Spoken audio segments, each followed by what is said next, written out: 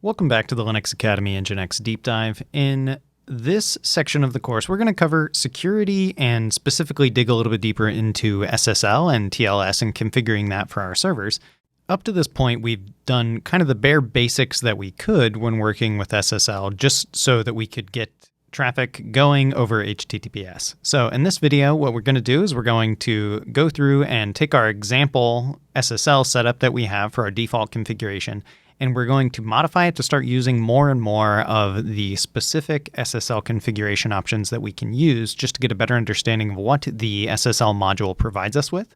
And we're going to take a look at some best practices and where to get this information and how to know what to do even if you're not a security expert. It's really hard to be, everything to all people, and security and cryptography and those sort of things are one of those areas where I think it's better to ask the experts, if you will, on things and get best practices from people who are really in the know for that than it is to just guess and do things on your own. So we're going to take a look at how Mozilla goes about deploying things using their own server-side TLS documentation.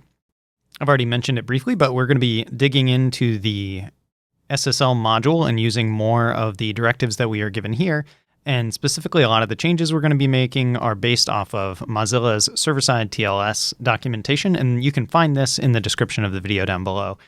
And we're going to be setting up a server so that it can handle modern clients. So there's differences between what you need to set if you're working with intermediate, as they call it, so older browsers, or if you're working with only kind of cutting-edge browsers, and not even cutting-edge. IE 11 on Windows 7 is pretty old, and Firefox is currently on 59. So we're quite a ways away from things being modern. Like, these are still decently old browsers that we're working with, but we're not going to add support for older things. And there are some directives that we can leave off by not adding support for older browsers. But if you know that the clients of your server are going to need to have that support, like if you have people from Internet Explorer less than 11 visiting your site on a fairly frequent basis, you're going to want to add that support too. And this is the documentation that you can kind of look at and make some modifications based on what we're doing now to also serve those clients.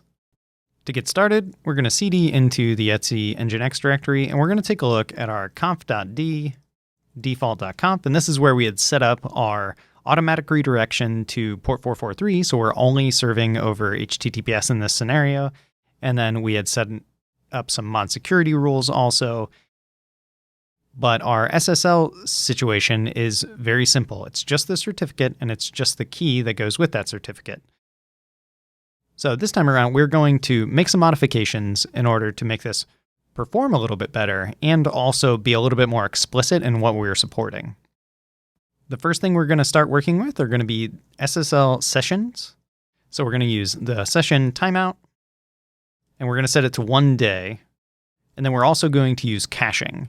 So what these two things are going to provide us, and we'll go look at the documentation for these in just a second, but what these are going to provide for us are the ability to not have to renew the SSL handshake every time a client comes to us. We're going to cache these so that we don't have to do this repetitively, because that's CPU intensive, and therefore it's going to lower the performance on our servers if we have to repetitively do the same thing over and over again, and it's taking a lot of CPU resources. So the big thing to note here is we're setting the timeout to be a day. So once somebody has actually gotten a session with us, we're going to wait a day in order to work with that. And then what we're going to do is we're going to put this into a cache that is shared. And this shared portion is important here because this means all of the Nginx worker processes will utilize the same cache. And then this is going to be for SSL, and we're going to set it to be 50 megabytes. And then the last thing we're going to do here is going to be turning off session tickets. And what are session tickets?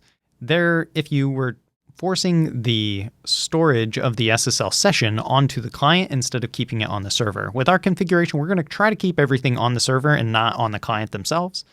So we're going to turn session tickets off. And if we look at the documentation for these three things, so anything that it starts with SSL_session, you'll see that we have tickets, ticket key, and then timeout and cache. So looking at timeout here, there is a default of 5 minutes, and that means after 5 minutes, the session would need to be renewed for each individual client. So by moving this up to a day, we're going to be having far fewer renewals of the session in a relatively short amount of time. If somebody has a valid session right now, it's probably okay that we don't renew their session until tomorrow. If we take a look at the SSL session cache, we can see what our actual information looked like. So shared, and then its name, and then size. So there's nothing actually special about this SSL here. We just named it that, and then we're setting the size here also. And looking at shared, you can see that 1 megabyte is roughly equivalent to 4,000 sessions. We set ours to 50 megabytes, which would give us 200,000 sessions. So the next thing we want to look at is going to be, we'll go to the top of the page here. It's going to be related to the actual ciphers that we're using and the protocol that we're using. So if we look, there is an SSL protocols. And this is one of those areas where we say SSL and TLS interchangeably. I know they're not exactly the same thing, but that's what we're going to talk about here. And there are known bugs in specific versions of SSL, and TLS 1.3 isn't quite supported just yet in the stable version here. But what this allows us to do using SSL protocols is specifically talk about which protocols we are going to use. And in our case, since we are once again only supporting modern browsers, we're going to opt to use the modern standard, which is going to be TLS version 1.2. If you were supporting older versions, then you could state that you wanted to support TLS version 1, version 1.1, and version 1.2. But in our case, once again, we're going to set it to work with only modern clients because we don't have any current traffic that's coming from older clients. So we're going to set this to be a singular value. We're going to use SSL protocols, TLS version 1.2.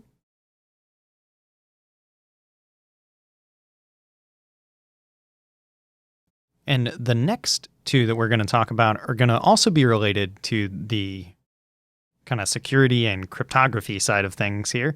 And that's going to be the ciphers.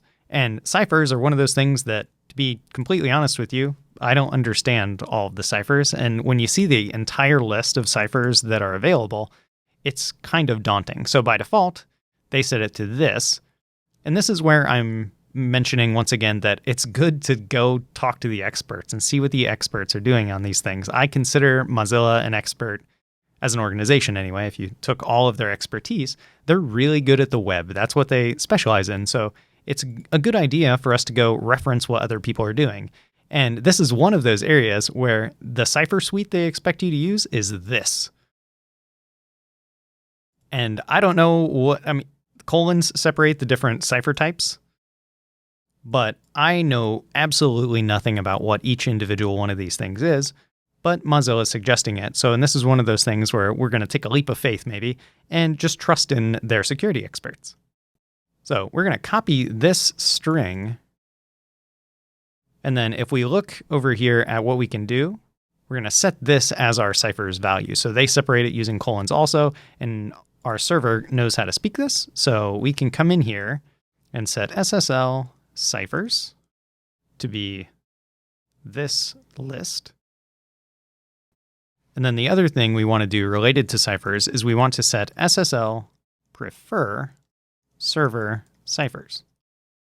And we're going to turn that on. And what we're doing here is, once again, we're moving all of our TLS SSL setup to the server side. And what this means is we've specified a very specific list of ciphers that we want to work with. And we can tell the server to prefer, or we can tell Nginx rather, to prefer the ones that we have specified rather than the ciphers that are preferred by the client. The last two settings that we're going to modify right now are going to be related to HSTS, which is HTTP Strict Transport Security. And also, we're going to touch on OCSP stapling. The next setting we're going to modify is related to the fact that we wanted to force traffic over HTTPS anyway for this server. And right now we're working with just our default.conf, and we haven't gone through and set up SSL for every virtual server that we've been working with just because we wanted to save time and talk about very specific things that we were doing with those virtual servers. But in the real world, as we've been doing things, you would have something set up much like we have here, where you're redirecting all the traffic over to SSL, which would mean you could say that you only want browsers to interact with your service over SSL. And that's where HSTS comes in. And this stands for HTTP Strict Transport Security. It's a way for us to tell our clients that they should only interact with us over HTTPS, and we can give them a duration of time to do that. And rather than actually working with an SSL directive like we have here, we're actually going to do this using the add header option that we had before. It's going to be the strict transport security header.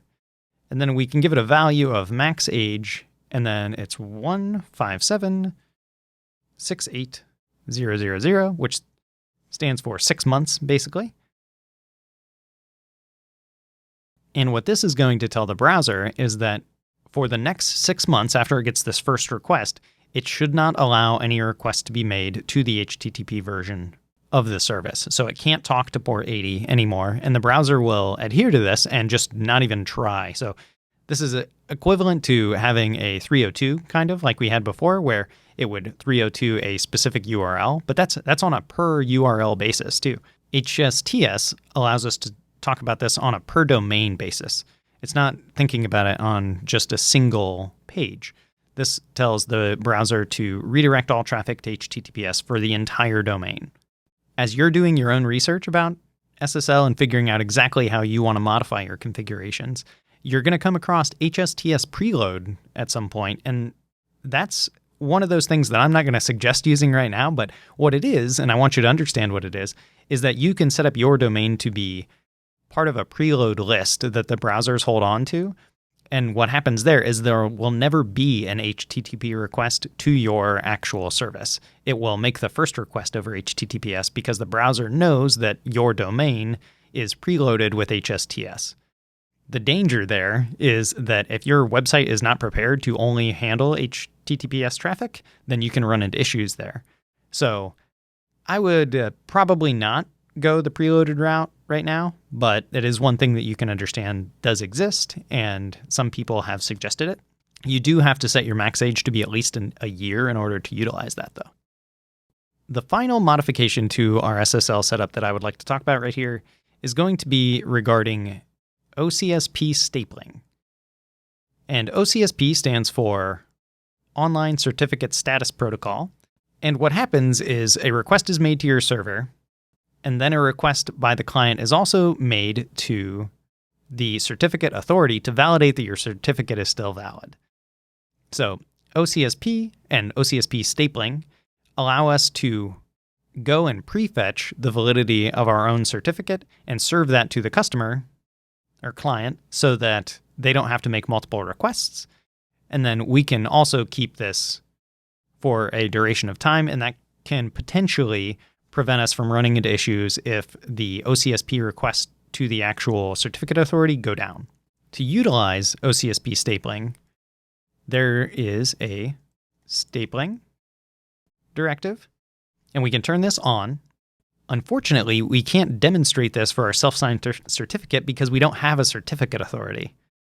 We're going to still go ahead and add the SSL stapling here. Then we're going to save our configuration and quit. And we want to see what happens when we use nginx-t.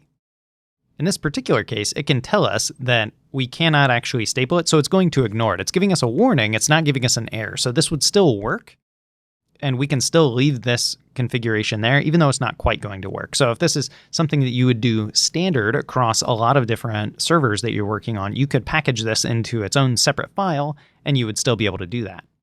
Related to SSL stapling, there are a few other directives that you can use. Specifically, the one I want to look at is going to be the SSL stapling verify, which, when combined with the SSL trusted certificate, allows for the OCSP responses to be enabled. So we can't do this because we don't have an issuer, but if we did have an issuer, we would utilize stapling verify on, and then we could use SSL trusted certificate to point to the certificate authority's certificate so that we could make our own verifications. To cover what we've done here, we've gone through and set up some of the suggested modifications to make if you're doing server-side TLS handling. And like I said before, and kind of throughout this video really, this is an area where I would say defer to the experts on this. Utilize the understanding and expertise of other people. Most of this lesson was based off of the server-side TLS documentation provided by Mozilla, and these are required settings for Mozilla services. We should definitely be reading up and understanding some of these things, but at the end of the day, we're never going to be able to understand everything possible about security and TLS unless that's something that you really want to get into for a career. So I would encourage you to read through this documentation and see what you can find and see if there are any other particular values that you think would be useful to yourself.